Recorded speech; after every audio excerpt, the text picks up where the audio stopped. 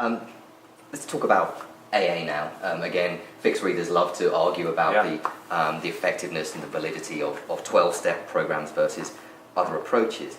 In Clean, you cite some figures about the effectiveness of AA, but you also conclude that nobody really knows how often AA works and for whom. Do you think we'll ever be in a position to know for sure?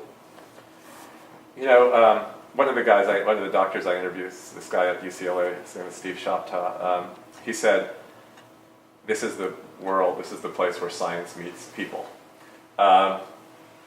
It's not an exact science. So this is sort of what happened with me when I think that, that AA and the 12 steps is profound. It's one of the most miraculous inventions, if that's what you call it, ever. And it saved millions of lives. It saved my best friend has been in recovery for 35 years, and it's because of AA. I started to look at this again when I was doing research for the book because of all the people I heard from, many people that went on into the hundreds eventually, of people who said that either they themselves or the person in their family who was addicted, often it was parents who talked about their kids, relapsed over and over and over again, and would not go back into treatment. Kids were just, I've been there, I've done that. AA does not work for me.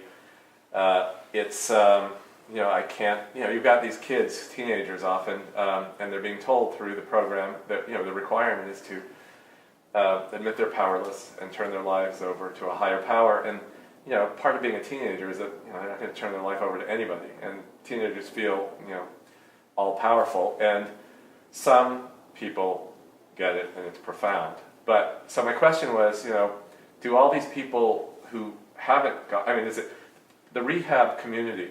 This is not really about AA. This is about a lot of the programs that rely on, or that almost require, or do require AA and the 12 steps.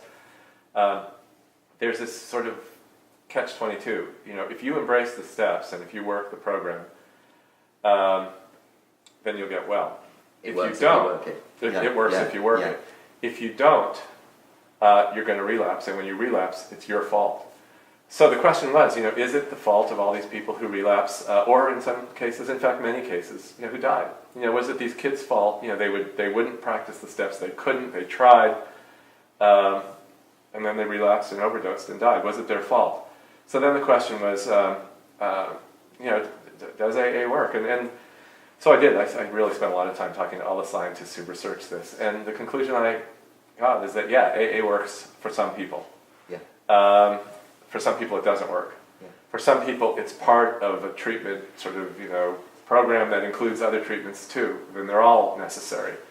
And the only complaint I ended up having with this whole thing is not about the program, not about the 12 steps. It's about the insistence of some counselors and some programs that AA is a requirement and it's the only way to get sober. Because that it alienates people. It makes people feel that they're hopeless cases and they'll never get well. And they won't return to treatment because they don't want more of the same thing. And a lot of times in these programs, I was in programs with Nick when he was, in recovery, and counselors yelled at him and said, it's like it was his fault because that he wasn't doing it their way. And here's this kid who's, he's sick, he's addicted, and he's coming in and he's just sort of belligerent, and it's like, what do you expect? And yet he's being yelled at. And if you don't practice the steps, you're out of here. And he was kicked out of a program. And I was there, and I know it happened. And they told me, and I was begging them to keep him. And they said, no, you've got to do it our way. And if you don't, there's a black garbage bag. Put your stuff in it, and take a walk.